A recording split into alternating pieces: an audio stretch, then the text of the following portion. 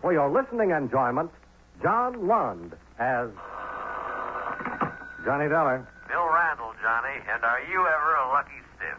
Well, coming from you, I have my doubts. How can you say that, man? Getting away from all this rain and cold, basking amidst the sweet-scented blooms of Magnolia and Honeysuckle? Uh-huh. Where is this springtime paradise? Charleston, South Carolina. And what caught fire down there? The Ambrose Cooper Paper Company, Johnny, burned halfway down to the ground last night. Second fire there in 2 years. Cost one of their secretaries their life and could cost us around $100,000. Well, you can afford it, even if she couldn't. Not if it's arson, we can't. Well, maybe the mint juleps are in bloom down there, too.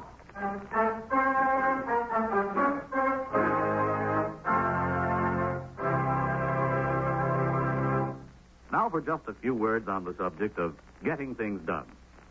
Within the past few years, a new plan of activity has sprung up in America, the do-it-yourself plan. Whether you want to build a better mousetrap, a house, a rocket ship, plant a garden, or have some new clothes, you can buy the plans or patterns and do it yourself, which is a good idea. But there are still many things which can be done better with advice and help from the experts. For example, if you want to know the best way to plow the land, irrigate fields, or terrace your sloping acreage, there are experts who are always at your service. The engineers who are employed by the Department of Agriculture. They are also the ones to ask for advice in constructing the buildings and potato cellars and seed beds on your farm. If you need electrical power on your farm, the department's electrical engineers will give you the help you need. Perhaps you may want to know the best way to can vegetables, what special shoe to buy, or how to plan the right kind of meals. If you do, the Bureau of Home Economics issues booklets on almost everything that goes into a home. If you want to set up a practical bookkeeping or accounting system to help budget and control your farm expenditure, the Department of Agriculture will help you work out the system which is best for you. It will also give farmers advice on financial matters, even help with cash loans, and help the farmer establish prices for his products which are fair to both him and the buyer. All in all, the Department of Agriculture is a right neighborly organization to deal with, and an important part of your United States government.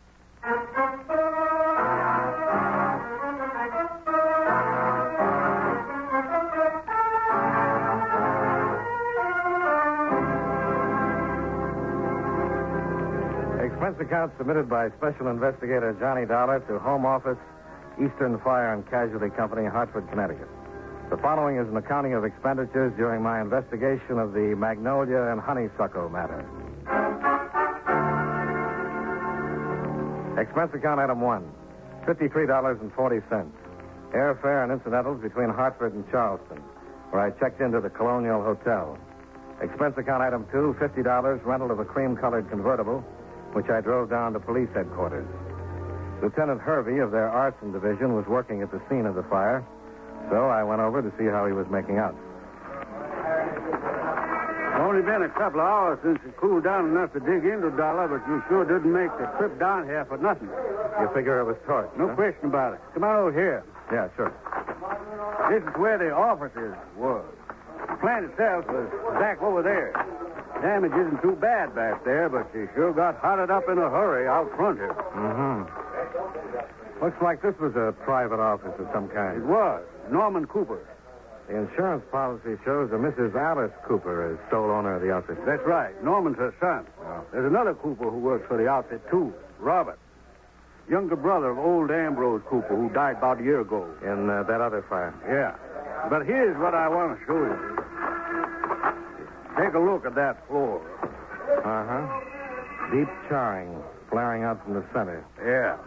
Probably some highly inflammable liquid, kerosene, gasoline, something like that. Amateur job, too. No professional bug would leave a trail that plainly marked. Who turned in the alarm? Night watchman. He was at the far end of the plant making his rounds when it broke out. By the time he got here, there wasn't anything for him to do but pull the bar. It was clocked in at 4:17 a.m. Where's he now? Over at General Hospital, getting some burns doctored up. He got him trying to pull the girl out. What about that girl? Name's Felicia Farrell. Norman Cooper's secretary. She was lying on the floor right over there. The fire killer? They're posting her now. Coroner should let us know in a couple of hours. Well, it doesn't make much sense, does it, Lieutenant? Not so far. An amateur torch job. The Farrell girl being down here at 4 in the morning, Norman Cooper might be able to clear it up for us, though. Yeah? How's that? He took the Farrell girl out last night. Oh, what's he got to say about it? We don't know. Haven't been able to find him since.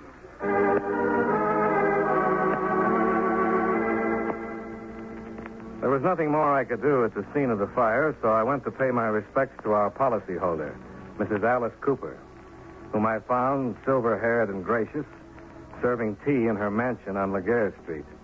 She fitted perfectly into a picture of the Old South. Her brother-in-law, Robert Cooper, was also present. He struck a more discordant note. It was so nice of you, Mr. Dollar, to find time from your pressing duties to come calling on us. Actually, I should think that the interests of Mr. Dollar's insurance company would be more properly served in some other way. Just what did you have in mind, Mr. Cooper? From what Lieutenant Hervey tells us, there's definite suspicion that the fire was deliberately set. Your time might better be spent among the criminal elements of Charleston rather than here. No, really, Robert. I'm sure that Mr. Dollar is a more qualified judge than either of us as to what procedures he must follow. Some tea, Mr. Dollar? No, thanks, Mrs. Cooper. Robert? If you please, Alice. I presume one of the first things you'd like to know, Mr. Dollar, is the present whereabouts of my son, Norman. Do you know where he is, Mrs. Cooper? He's away on a hunting trip, Mr. Dollar. He left last night, around midnight. Norman loves to go hunting. It's his favorite sport, you know. He'll be back in a few days to answer any questions you might have. Uh-huh. Isn't midnight a rather unusual hour to leave on a hunting trip? Now, look here, Dollar. I strongly resent the implications in this line of questioning you're pursuing. I imagine Felicia Farrow strongly resents the fact that she's dead, too. Norman had nothing to do with that. All with the fire. Of course he didn't, Robert. But Mr. Dollar's certainly entitled to the information he desires. Mr. Dollar, midnight's the time Norman prefers to leave on his trips. That way he arrives at the hunting preserve at dawn. He always says it's the best time for shooting. Mm-hmm. I understand he had a date with Felicia Farrow last night, Mrs. Cooper. Yes, that's right. It took her to a company dance at the country club. It was over at 11. He brought her back home and then left on the trip. Just how friendly were your son and Felicia Farrow? Why... I'll answer that, Alice. And I'll put it bluntly, Mr. Dollar. Felicia Farrow was extremely attractive, but hardly the kind of girl Norman would consider marrying. And as far as I know, there's still no law against the sowing of a few wild oats. There is if the harvest turns out to be murder. Oh. Alice. I'm sorry. That was terribly clumsy of me. Are there any more questions, Mr. Dollar? Not now, Mrs. Cooper. And thanks.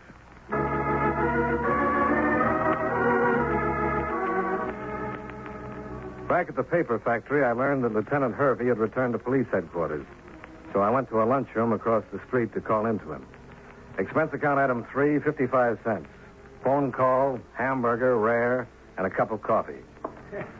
Hey, mister, one hamburger rare with the works. I figure it's done the way you wanted it. Ah, it looks fine. And that was coffee you said you wanted with it, isn't That's it? right. There's sugar and cream. No, black. I see, sure thing.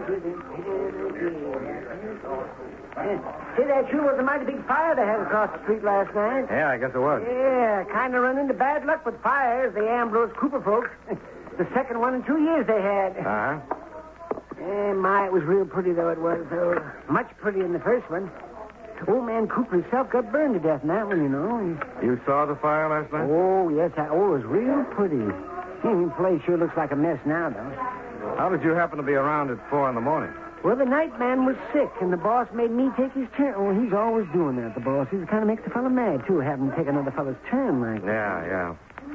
Did you see anybody around the place last night? Well, no, there wasn't nobody around that I seen. Of course, there's nobody but old Horace, that is. Horace? The old Horace Singleton. And the night watchman over there. Oh, it's no wonder they're always getting fires with old Horace around. Yeah, why is that? You wouldn't ever need to ask that question, mister, if you'd seen him the way he was in here last night. He came into the restaurant last night? Oh, yes, he always does. He gets to nipping at that bottle of his, and then somewhere around 3 or 4 in the morning, he begins to feel like having a little bit of company. So he'd been nipping last night, too. Nipping? Man, he was drunk on 40 hoot-owls. Oh, he was real happy. Real happy, old Horace was. Said he was kind of celebrating his retirement. What time was that? Well, let me see. That was maybe 10, 15 minutes before the fire broke out. But I never figured old Horace would be rich enough to retire, though. I always thought every extra cent he made went for booze. How come you didn't tell the police all this? Well, I don't know. Well, I never thought about that again. You think maybe I ought to tell them something about that? They ought to know something about that, huh? Well, they might be interested.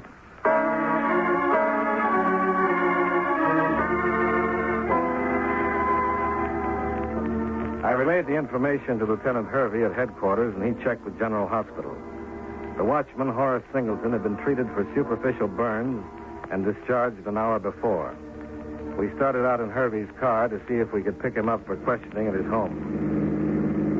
It might make some sense, Dollar. We figured Singleton might be suspect in that other fire when Ambrose Cooper died. Never could dig up any proof against him, though. Can't figure out this crack about his retiring. The old coot's dead broke, so far as we know. This is his street here. Charleston's not very proud of this neighborhood with all these shanties and shacks. That shack in the middle of the next block. Is that where he lives? That's the place, the one with...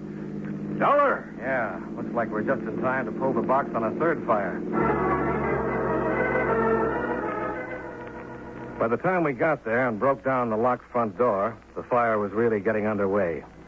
Right in the middle of it was a rickety iron cot, and in the middle of the cot was the body of Horace Singleton. An empty whiskey bottle was still clasped firmly in his hand. We managed to get him outside just as the first pumper rolled up in answer to some neighbor's call. Now, here, dear Dollar, I didn't think we were going to make it. Well, we could have saved ourselves the trouble. Yeah. Not going to answer any questions for us now. Well, he answered one. How's that? Whatever else he might have done, he didn't set that third fire. Not even the worst corn liquor smells like raw gasoline.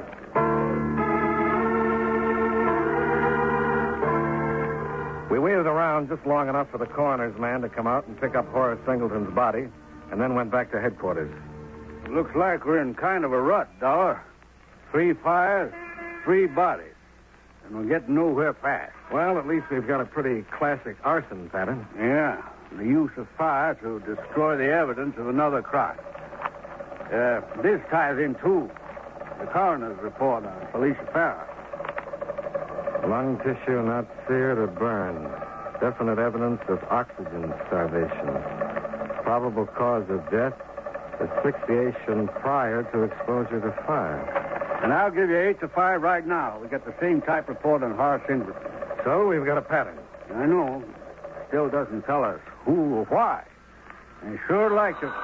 Excuse me. Lieutenant, hurry. Yeah? Where? Uh-huh. Did you search the car?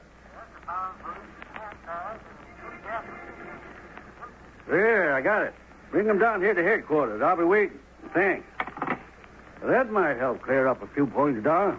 Young Norman Cooper was just picked up by the Highway Patrol for speeding. Did they happen to find some hunting equipment in his car? Yeah. Some other things, too. Like what?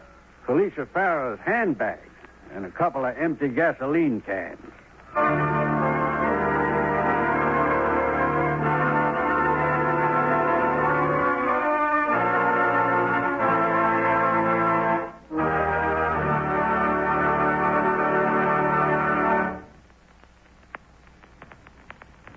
You know, many great men have attained the highest office in our land, the presidency of the United States.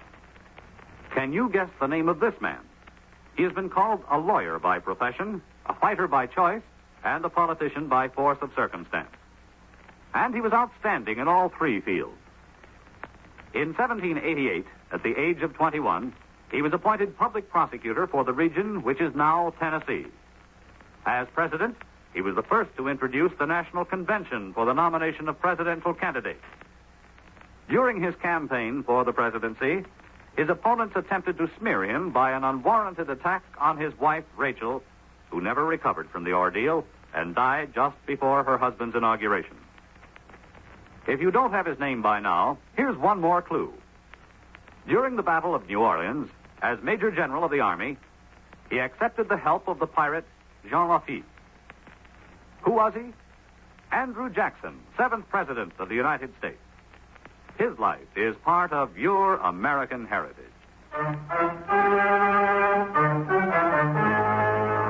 And now, with our star, John Lund, we bring you the second act of Yours Truly, Johnny Dollar.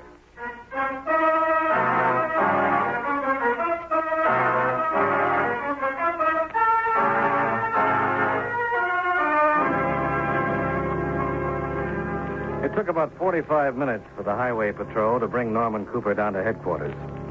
When we sat down with him in Lieutenant Hervey's office to talk things over, he didn't seem too upset at the prospect. I caught the news on the radio up in Marlboro County, turned right around and head back home. That's why I was speeding. You sure that's all you know about it, Mr. Cooper? Of course it is, Lieutenant. How could I know anything else? You had a date with the Felicia Farrah last night. What time did you bring her home? Why, somewhere around 11:30, 11:45. Must have been around there. I was ready to shove off for my trip at midnight. Anybody see you bring her home? Why, no, not that I know of. I just dropped her off at her apartment and drove on home. No, I don't think any... Say, what is this? Are you trying to accuse me of having something to do with that fire and Felicia Farrah dying? We're just trying to get some information, Mr. Cooper. Well, I don't like the way you're going about it, Lieutenant, holding me down here, questioning me this way. I think I've got an explanation coming. Maybe you'd better explain how come Felicia's handbag was found in your car. She left it there. Forgot it when she got out. Did she forget those empty gasoline cans, too? Gasoline cans? What do they got to do with this? Mind telling us what they were doing in your car, Mr. Cooper? No, I always carry extra gas along with me in case I run out on the road. That's what happened this time. Look, you're just trying to build up a great big thing out of nothing. Why should I want to kill Felicia? Well, I hardly knew the girl. She worked as your secretary. You took her out dancing last night. Sure I did, to a company dance. It was the only date we ever had.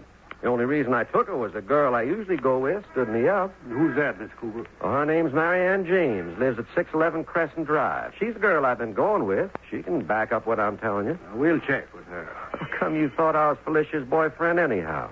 Didn't the fellow who was really taking her out square you away on that? Who are you talking about, Cooper? Well, the man my mother's going to marry. My uncle, Robert Cooper.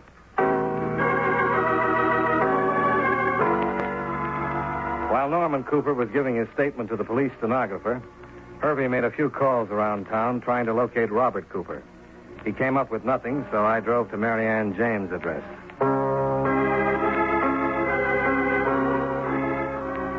Nobody was home at 611 Crescent Drive, but a gossipy neighbor informed me that Marianne James worked as a hostess and guide at the Botanical Gardens, 15 miles north of town on U.S. Highway 52.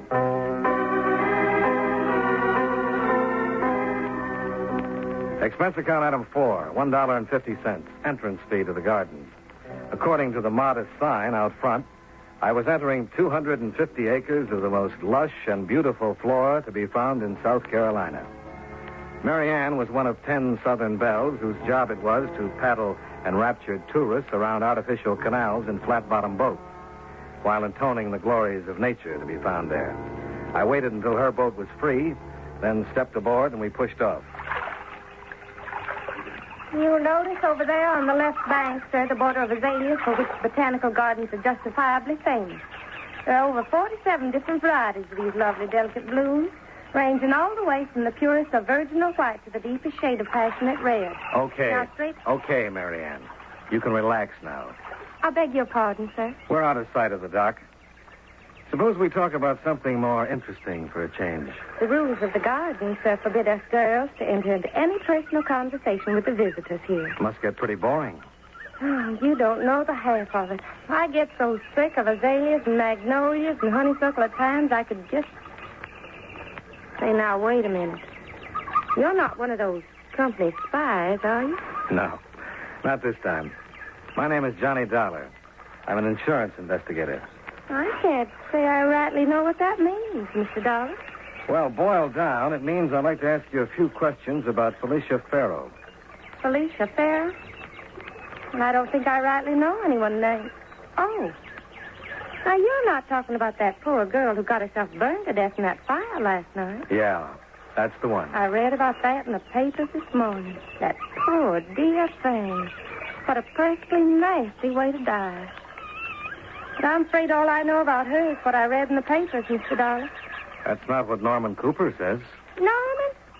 Did he say I knew anything about Felicia Farrow? That was my general impression, yes. He's just a darling old thing, Norman is, but he sometimes gets the craziest ideas. A poor girl like me working out here hardly gets a chance to meet anyone. Oh, is that so? I should say it is.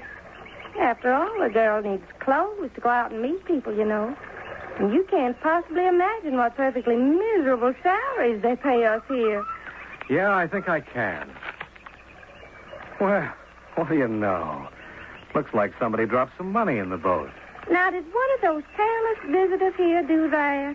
I swear, some people would lose their heads if they weren't fastened on. Yeah. If you'll give me that bill, Mr. Dollar. Oh, sure. Here. Now, what were we talking about? Felicia Farrow. Oh, yes. The poor dear girl. Of course I knew her. What was I thinking of to say I didn't? You know where she was last night? I ought to. Oh? Why is that? I had a date to go to the company dance with Norman, but at the last minute I got a silly old headache. I didn't want to spoil Norman's fun, so I asked Felicia to go with him instead. Has she ever gone out with him before? With Norman? Well, hardly. He's been escorting me around for the past year or so. Who did she go out with? Felicia? Oh, no one in particular. Well, what about Robert Cooper, Norman's uncle? I heard Felicia talk about him once or twice, but that's all. I know for certain she never went out with him. Well, Norman said she'd been going out regularly with his uncle. He did? That's right. You know, that's very embarrassing, Mr. Dollar. Oh? Why? Well, Norman's such a darling old thing. I sure hate to get him into any trouble. But it stands to reason that one of us is lying. And I sure know it isn't me.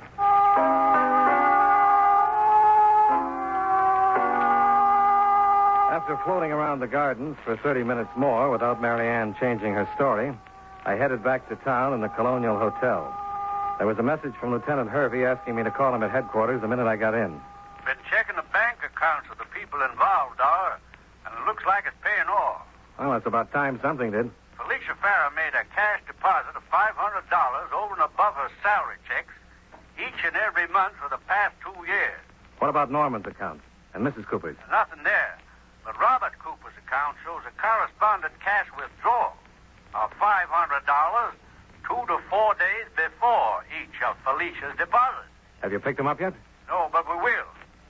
And it's not too tough to figure now.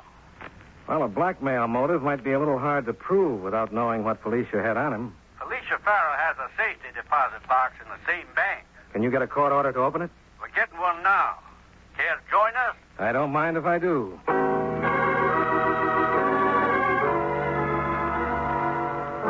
We found that the safety deposit box was held jointly by Felicia and Mary Ann James. The vault records showed that Mary Ann had been in to open the box earlier that same day. And the box contained a marriage license, issued a year before to Felicia Farrow and Robert Cooper. You can't ask for a better blackmail motive, Dollar.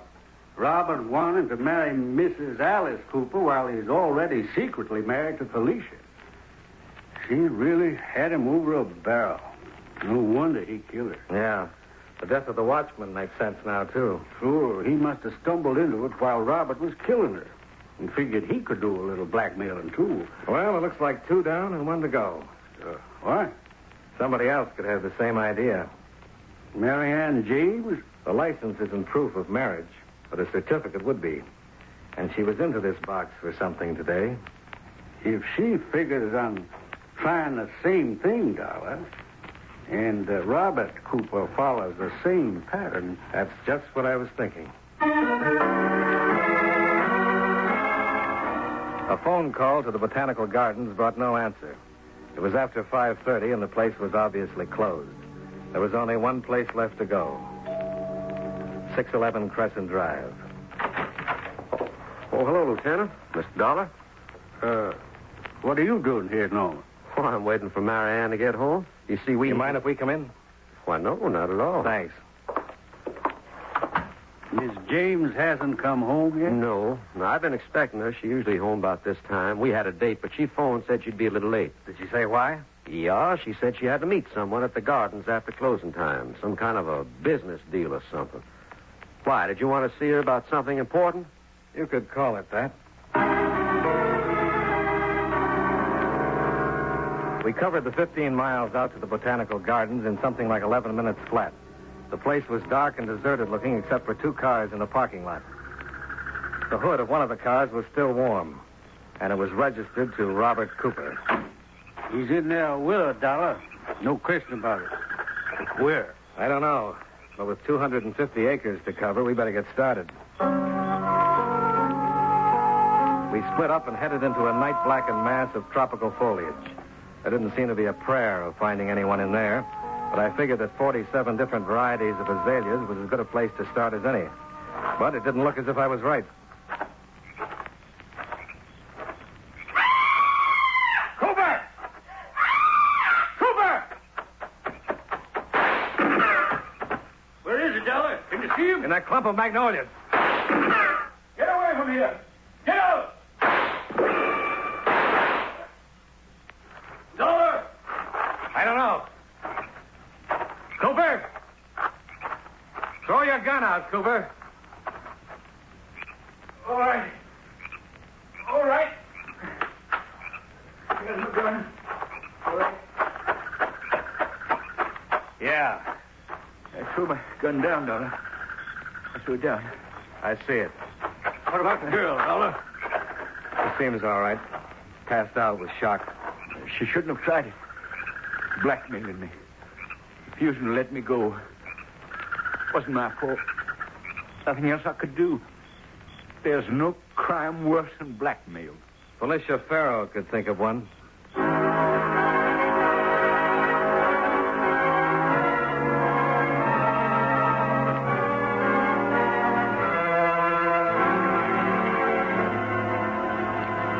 Expense account item 5, $18.30. Hotel bill and miscellaneous. Expense account item 6, $52.70. Airfare and incidentals back to Hartford. Expense account total, $176.45. Yours truly, Johnny Dollar.